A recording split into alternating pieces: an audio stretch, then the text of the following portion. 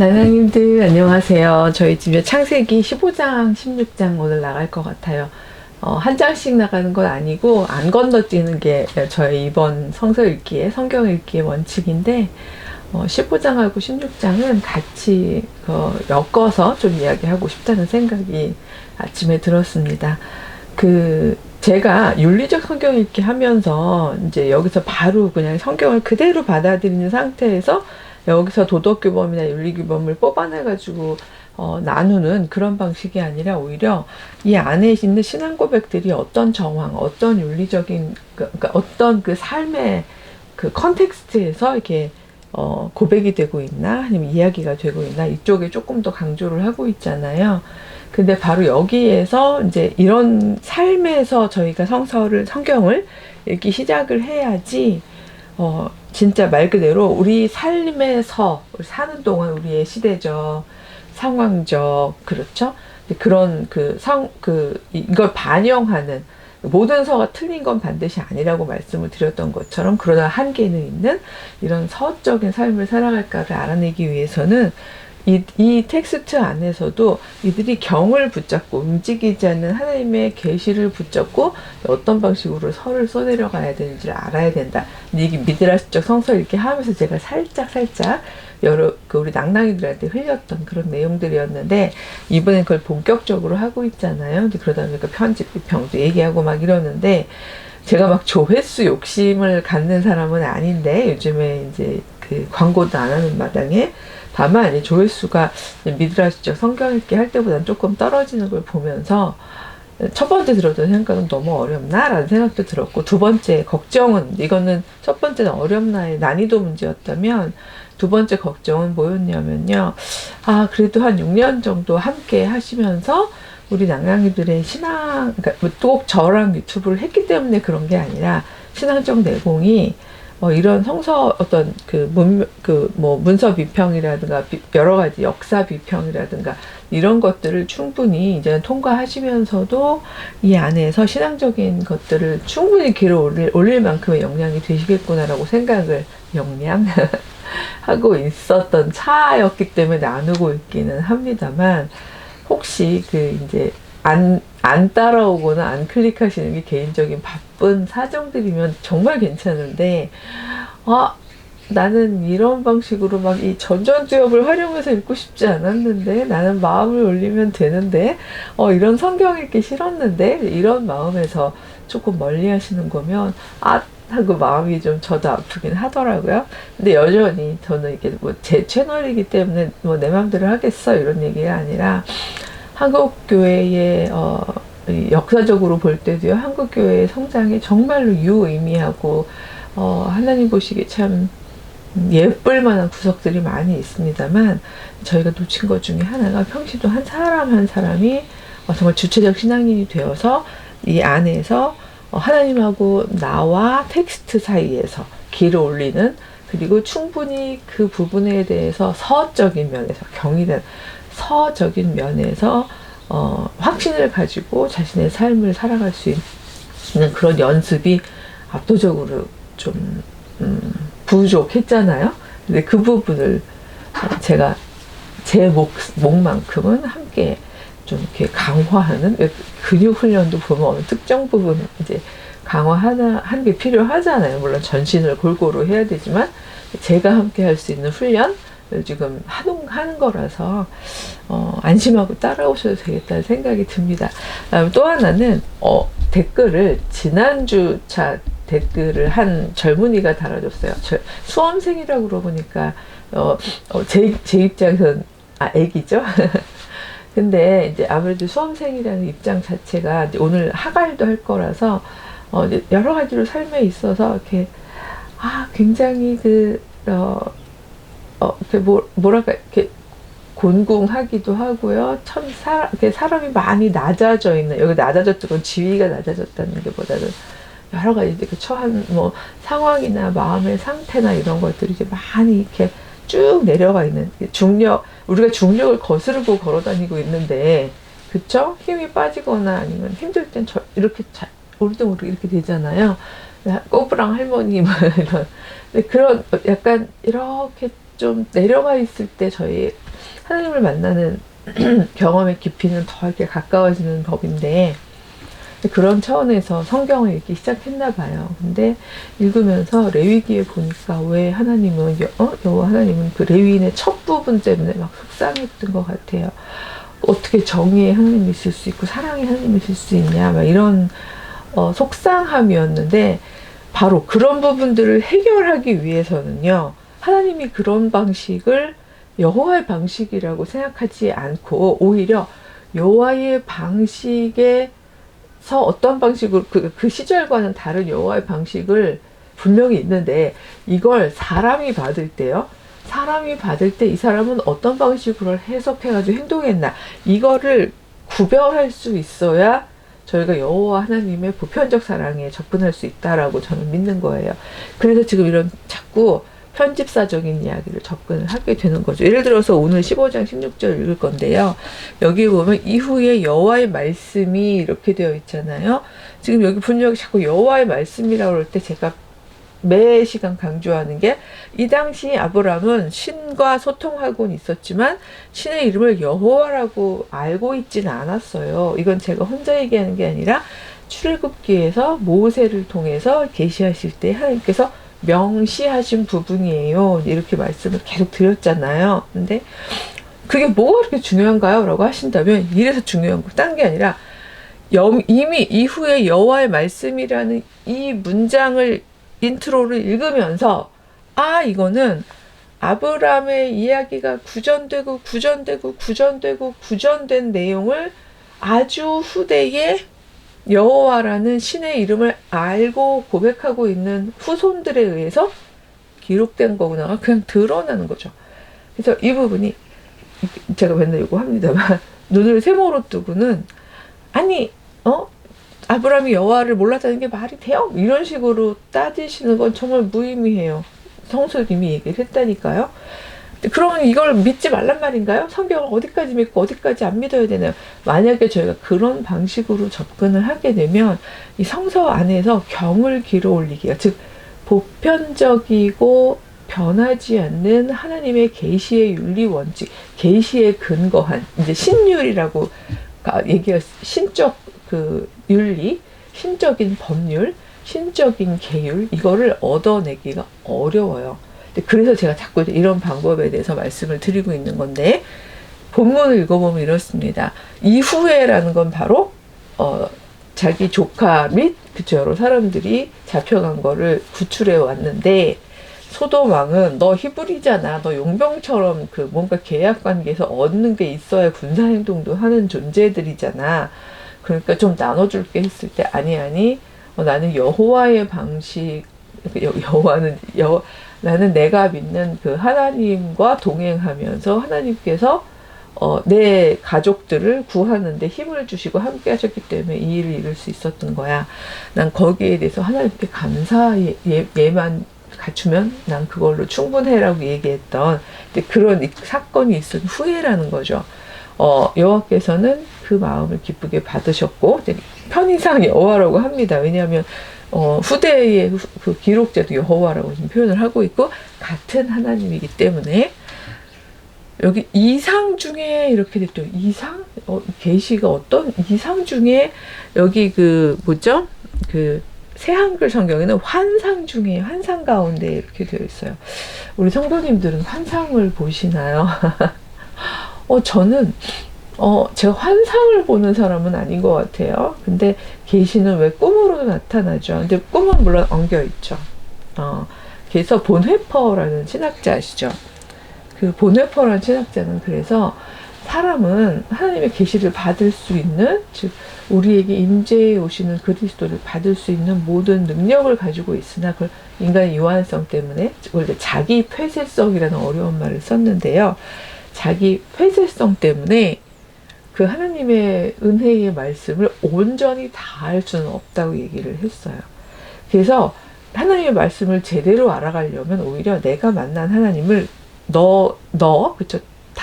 이웃이 만난 하나님하고 계속 소통하면서 얘기해가면서, 소위 말해서 재수정 작업을 해야 된다는 거예요. 나 분명히 확실하게 이렇게 얘기 들었는데, 근데 네 얘기하고 상충하는 부분이 있는 것 같아. 예를 들면 아주 간단하게 들면 이런 거죠.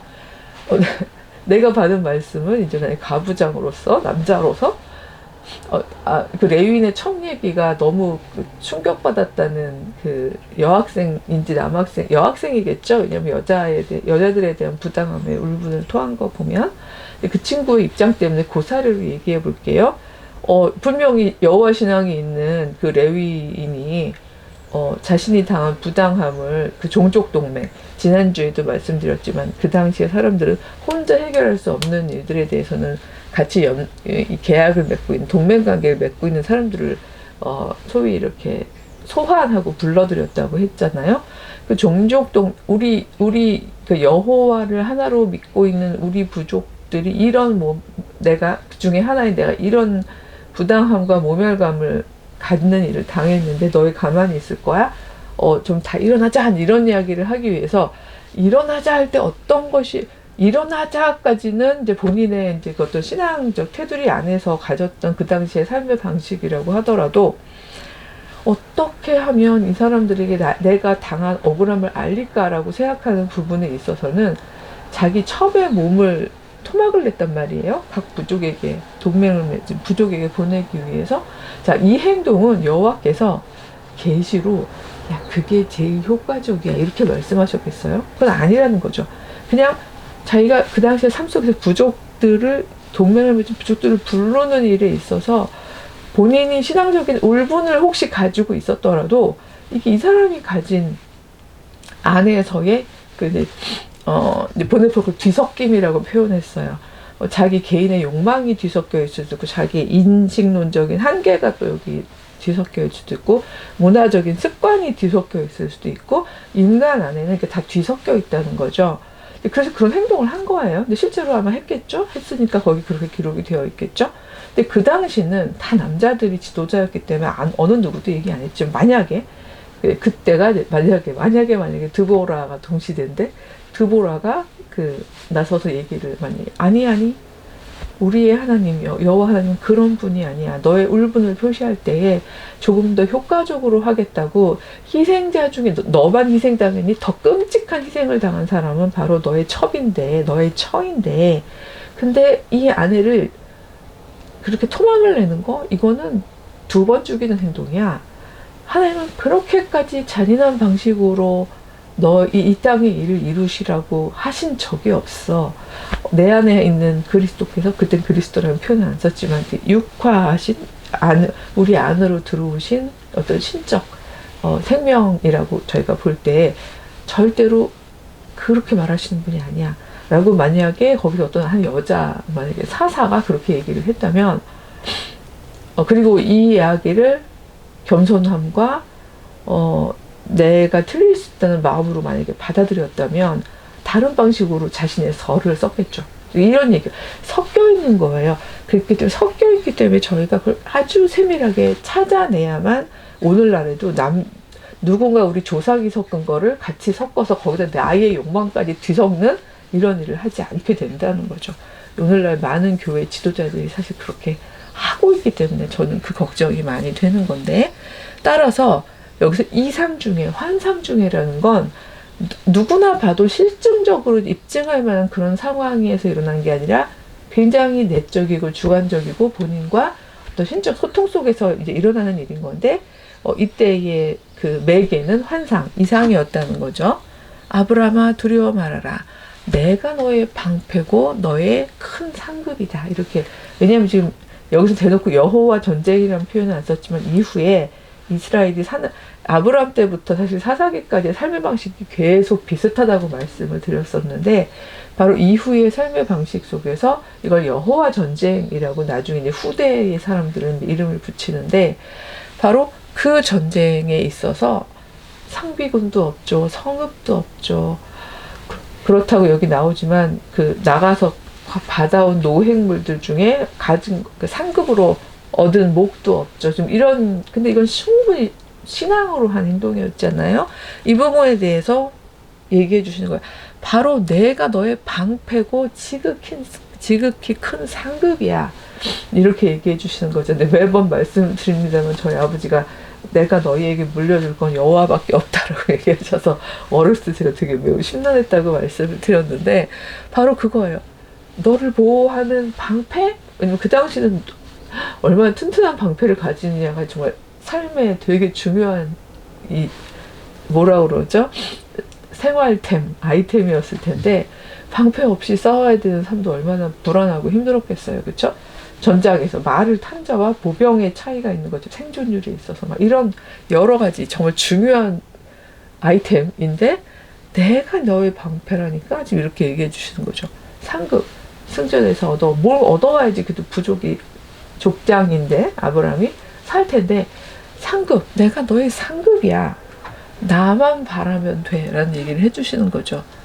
그랬더니 이제 아브라함이 뭐 불편해서 그런 건 아니고 이미 이제 신앙을 가진 사람이긴 하지만 상급이란 말을 들으니 상급 아무리 많이 받은들 이 당시는 이제 가산으로 이렇게 이어져 가는 시절이다 보니까 정말 무엇을 저에게 주실 건가요?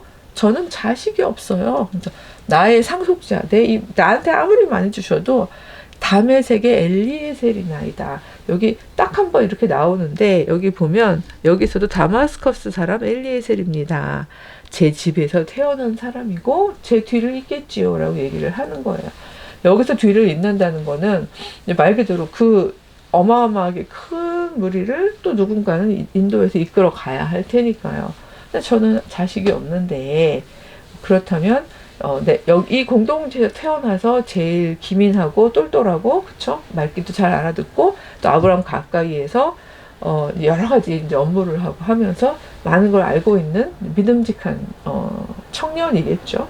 그 엘리에셀한테 제가 물려줄 수밖에 없겠죠. 지금 실상이 그렇습니다. 이렇게 얘기를 한 거죠. 그랬더니 아브라함이 어디 갔죠? 예, 여호와의 말씀이 그에게 뭐라고 얘기하죠? 아니야. 엘리에셀은 너의 후사가 아니야. 너의 몸에서 날짜가 후사가 될 거야. 그러면서 밖에 나가서 하늘을 우러러보렴. 저기 별을 네가 셀 수 있겠니? 너의 자손이 저렇게 많아질 거야. 아이고, 이게 뭐죠? 엥? 죄송해요. 다시 갈게요. 예, 여기 제가 뭘 잘못 눌렀나 보죠? 예, 너의 우리 낭낭님들은 이 기계치인 저에게 익숙하셔야 돼요. 자손이 이렇게 많아질 거야. 근데 중요한 건 그걸 믿을 만한 이유가 근거가 지금 상황에서 눈에 보이는 게 없어요. 근데 아브라함이 바로 하나님께서 하신 그 약속을 믿었다는 거죠. 그래서 그를 의로 여기시고 여기 보면은 여기는 아예 뭐라고 그랬냐면 그를 의롭다고 여겨주셨다라고 표현이 돼 있어요. 바로 이 부분이죠. 이 부분이 나중에 신약의 정말 후손들에 의해서 의롭다 여겨주셨다. 믿음으로 아브라함은 의롭다 여김을 받았다 해서 바울의 칭의론의 이야기가 되는 그 근거가 되는 게 여기까지 거슬러 가잖아요. 그러니까 아브라함이 뭔가 행동 자체를 정당하게 해서가 아니라 여호와의 약속을 믿었다는 거죠. 예. 그렇군요. 예, 제 후손, 내 몸에서 난 자. 물론 이것 때문에 제가 지난주 계속 했던 그 별의 수처럼 많은 바로 그 사람들이 아브라함의 혈연적인 족속만 의미하는 건 아니라고 저는 그렇게 풀었잖아요. 근데 여기에 근거해서, 너의 몸에서 난 자여야 해. 너의 그 착실한 그 수족들 중에서는 아니야 라는 바로 이 이야기 때문에 여기 분명히 몸이라고 그랬잖아요. 이건 혈연이 중요한 거예요. 이렇게 얘기하시는 분들도 충분히 있을 수 있다고 생각해요. 근데 저는 저요. 제가 읽기로 저는 이 부분은 이 아브라함의 실제 후손들이 이걸 적은 거니까요. 굉장히 어려운 일들을 겪어가면서 그 당시 굉장히 민족적인 친이해를 하고 있었던 사람들에 의해서 기록된 거니까요. 이렇게 얘기를 할까요? 따라서 그들한테 이 혈연이라는 문제는 되게 중요한 문제였을 거고 그런 지점에 있어서 몸에서 난 자 이런 부분들은 저는 그들에서라고 생각을 하는 거죠. 이건 제 생각인 겁니다. 예. 그리고 이 땅을 너한테 줄 거야. 이걸 너에게 계속해서 이어갈 걸로 할 건데 바로 내가 누군지 알아? 너를 갈대 우르에서 이끌어낸 여호와야. 그러니까 바로 이런 거. 너 갈대아 우르로부터 너를 이끌어야지. 분명히 우르로부터 아브라함은 떠났고 이유가 있었고 뭐 등등등 이렇게 움직여 왔지만 이걸 이렇게 한 문장으로 너를 갈대에서 우르에서 이끌어낸 여호와다 이런 말들은 저는 후대의 사람이 정리하면서 썼다고 생각하는 거죠. 이유인즉슨 바로 이 지점이에요. 내가 이 땅으로 업을 삼을 줄을 도대체 뭐로 알겠습니까? 증거를 제시해 주십시오. 그랬더니 여호와께서 나를 위해서 제사 준비를 해라 이렇게 얘기하는 거죠. 제의를 드렸을 수는 있어요. 이 당시 문화적 습속이니까 뭐 3년 전에 암소, 암염소, 수양, 산비둘기, 집비둘기 뭐 이런 거 여기 좀 빨리 갈게요. 이게 또 방식이에요. 중간을 쪼개고 거기를 여호와의 불이 이렇게 지나가는 거 뭐 이런 것들이 이제 이들의 제사 의식이라고 하는데 쪼개서 기다렸는데도 되게 오랫동안 이제 그런 일이 안 생겨서 해질 무렵에 막 심란하고 두렵고 막 힘든 그 가운데 이제 여호와께서 임하시는 거죠. 근데 이 뒤에 내용 때문에 그렇습니다. 제 얘기는 여호와께서는 미리 아브라함에게 알려주시지 않았다는 얘기를 하는 게 아니라 그러실 수도 있죠. 알려주실 수도 있죠. 다만 제가 얘기하는 건 이미 이걸 다 통과한 사람이 이걸 쓰고 마지막에 이걸 편집하고 있다는 말씀을 드리는 거예요. 그렇기 때문에 자신들의 경험에 이들한테 역사적 경험은 되게 중요한데 경험을 그 믿음의 첫 조상인 아브라함이 이미 환상 중에 받았다는 방식으로 기록할 수 있다는 이야기를 전 말씀을 드리는 거죠. 그러면서 청령 알아라, 네 자손이 이방 사람들한테서 계기돼가지고 섬길 거야. 여기는 400년이라고 되어 있는데 4세대라고 되어 있거든요. 근데 아브라함 다음이 이제 뭐 그다음에 이삭 있고 야곱 있고 요셉 있죠. 요셉 왜 출애굽기 처음에 보면 요셉을 알지 못하는 뭐 이렇게 되어 있잖아요.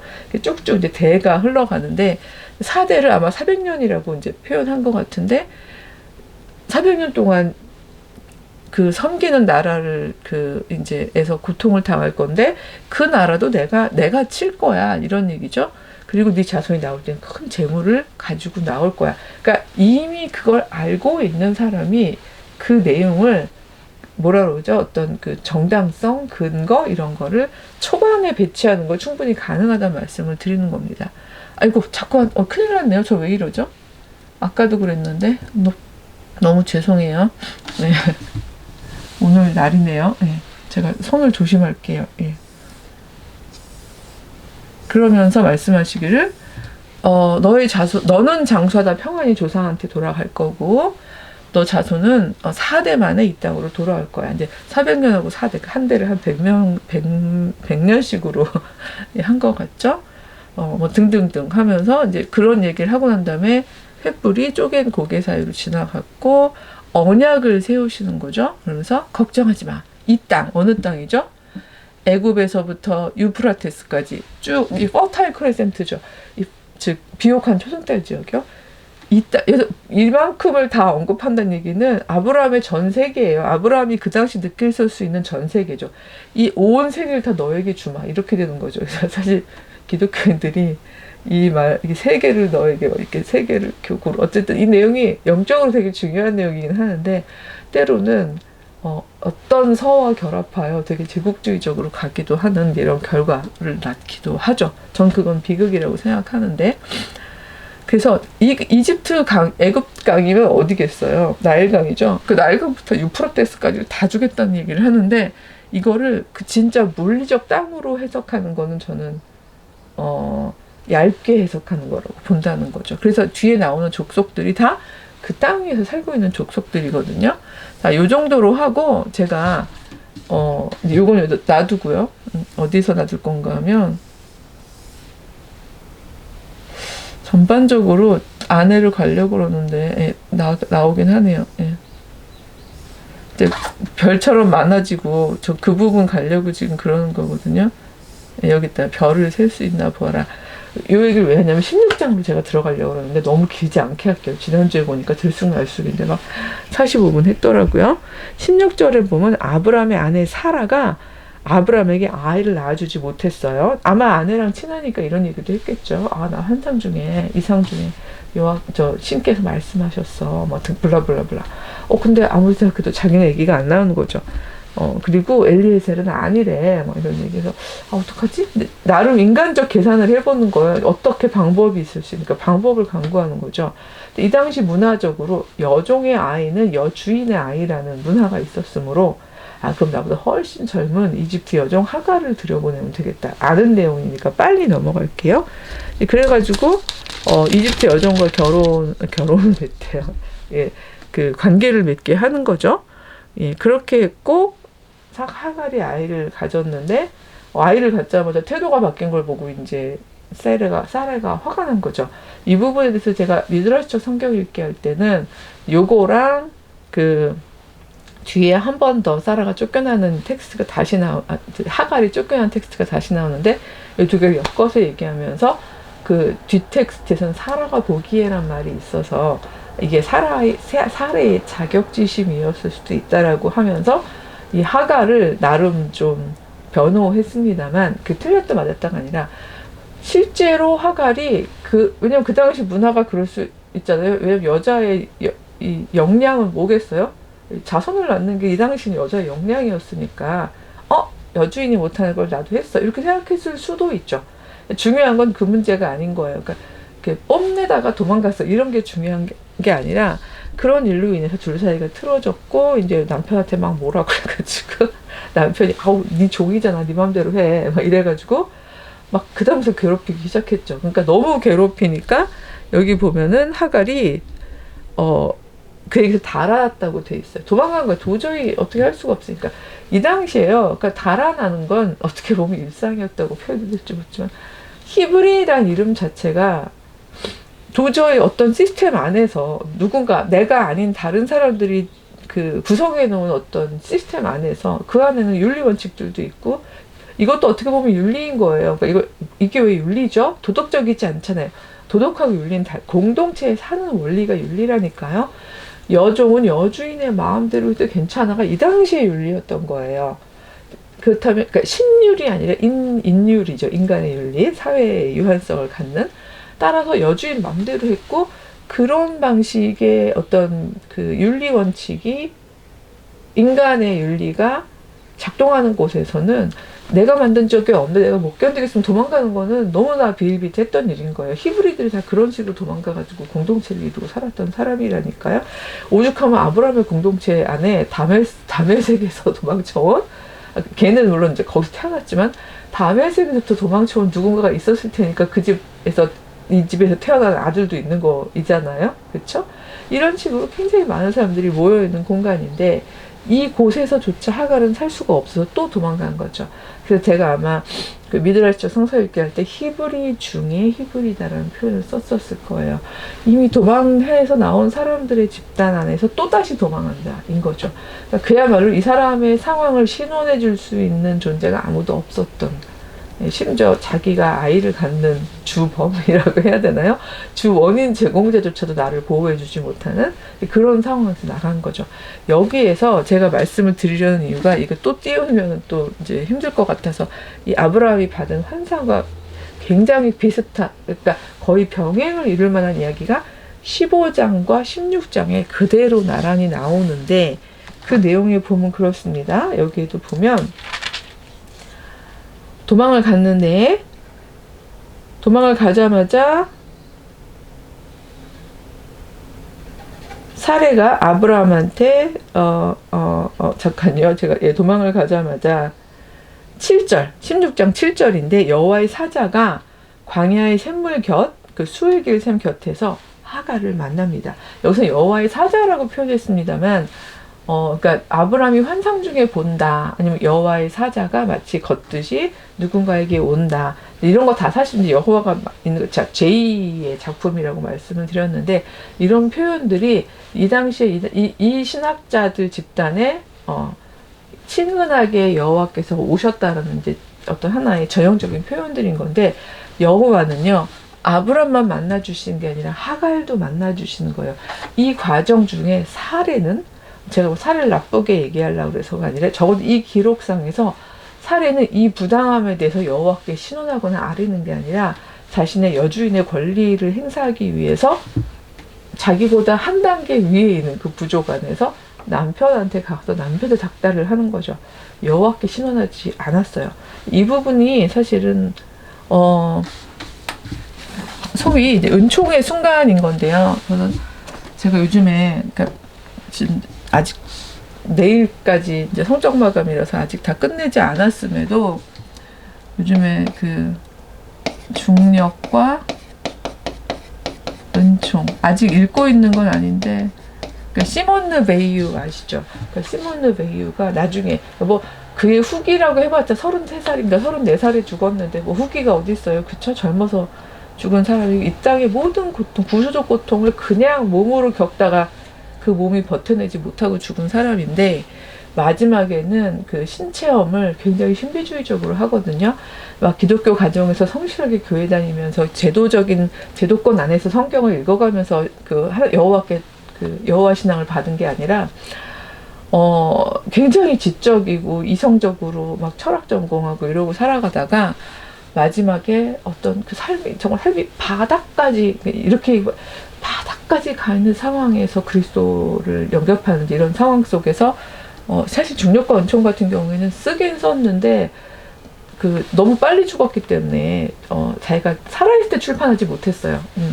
나중에 사후에 친구들에 의해서 이렇게 편집해서 출판한 건데 중력을 아시잖아요. 저희가 힘이 있어야 이 중력을 이기면서 살아가죠. 저희 중력을 버티면서 살아가고 있는 존재들이거든요.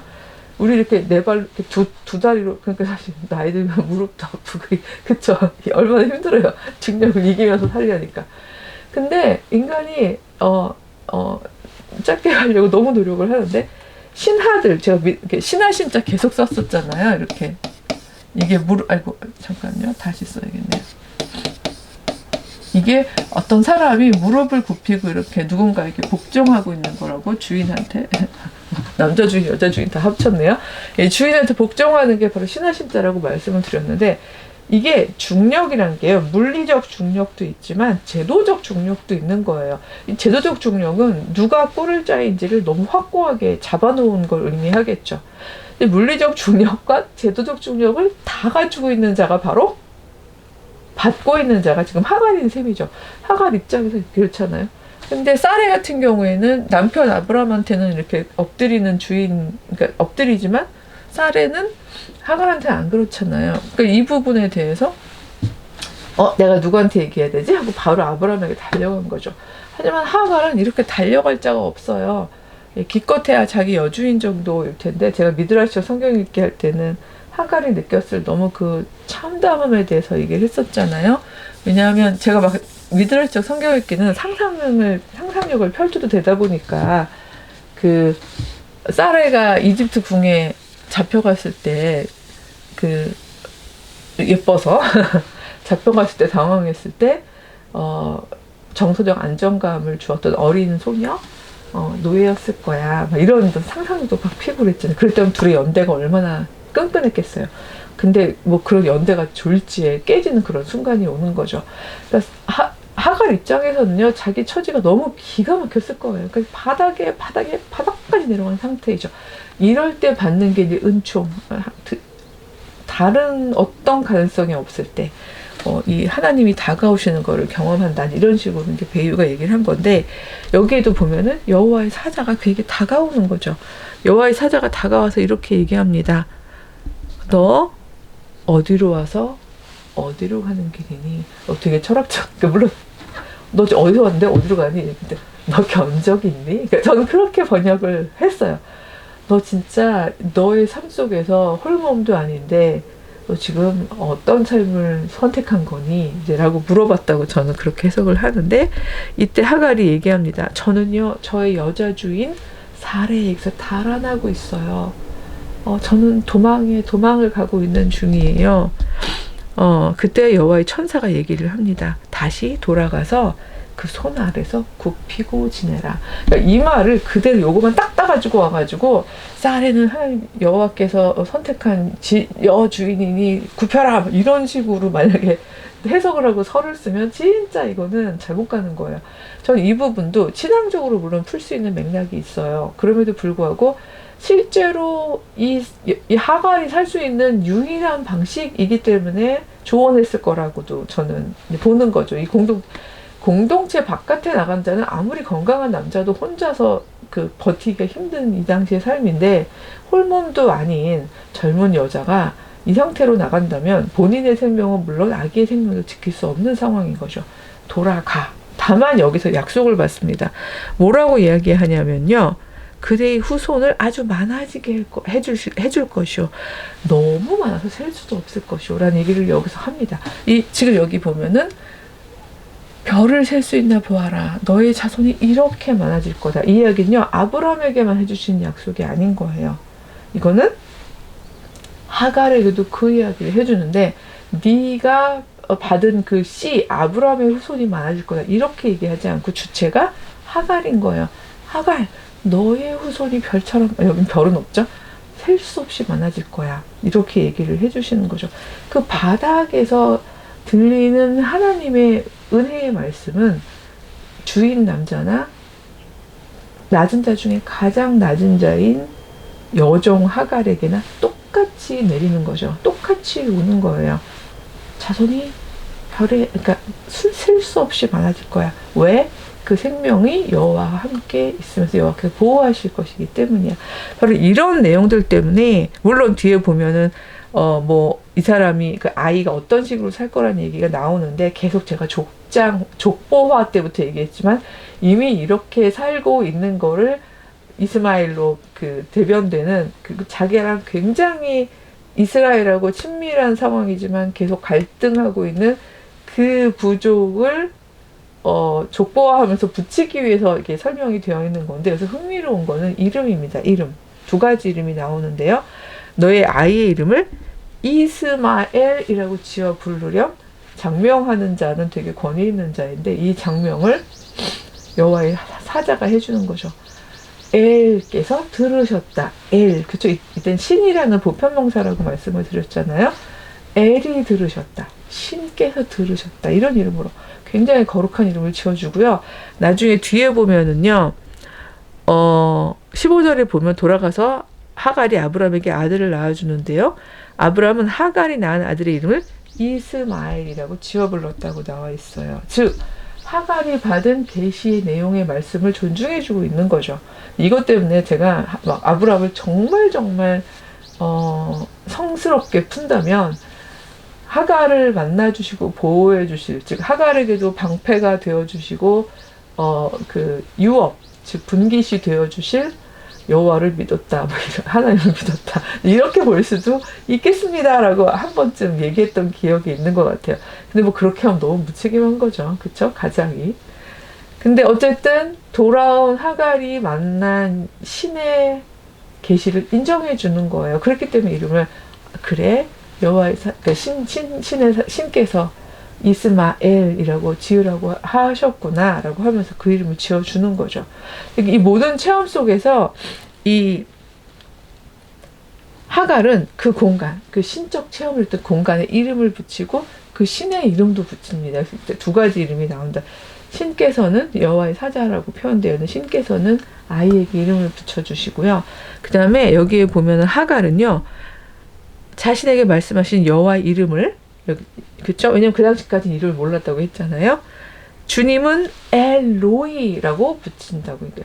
감찰하시는, 살펴보아주시는, 눈동자같이, 그쵸? 계속해서 우리의 공공의 상황을 보아주시는 신이라는 의미에서 엘로이라고 이름을 붙였다고 나오고요. 바로 그 우물이, 그래서 사람들이 그 우물을 부헬라헤로이라고 부르는 거야 라고 나오죠. 원인론적인 거죠. 그 우물 이름이 부헬라헤로이잖아. 그 이름의 원인이 왜 그런가 하면 하갈이 거기서 감찰하시는 신을 만났기 때문이야. 원인론적인 내러티브도 여기 계속 섞여 있는 거죠. 그래서 이 앞부분, 창세기 이 앞부분을 읽으실 때 계속해서 기억해야 되는 것 중에서는 족보화하고 원인론적인 내러티브의 어떤 동기 같은 것이 계속해서 이 안에서 등장하고 있다는 건 저희가 기억을 하셔야 될 것 같아요.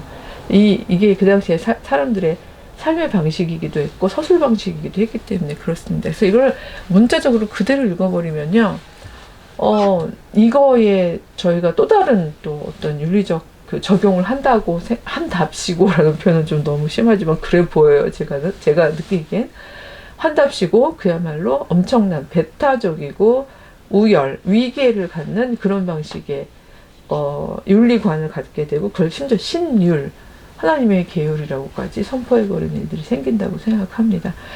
여기 이 성서에는요, 인율과 신율이 막 섞여 있어요. 교차하고 있어요. 인율과 계시가 섞여 있는데, 그러니까 이 계시를 인율로 받은 게 서라면 신율로 승화한 게 경이라고 저는 보는 거죠. 그래서 윤리다 보니까 자꾸 인율, 신율 이런 말 하게 되는데, 이 내용을 저희가 읽어가면서 지혜와 어떤 영성으로 구별해낼 수 있어야 내 삶에 있어서도 마찬가지고 교회로서 살아가는 우리 공동체적인 삶에 있어서도 그렇고 하나님이 창조하신 거룩한 사람들뿐만이 아니라 모든 이 피조 세계를 저희가 위계적으로 보고 함부로 착취하고 함부로 억누르면서도 그걸 신적으로 정당화하는 일이 없을 거라고 생각을 합니다. 이것이 이름모를 한 소녀, 지금 수험생으로서 선교사의 자녀로서 애쓰고 살아가는 그 소녀에게 또 이렇게 닿기를 바라는 마음이 있고요. 다음 주에는 17장 이후로 또 함께 묵상을 나누어 보도록 하겠습니다.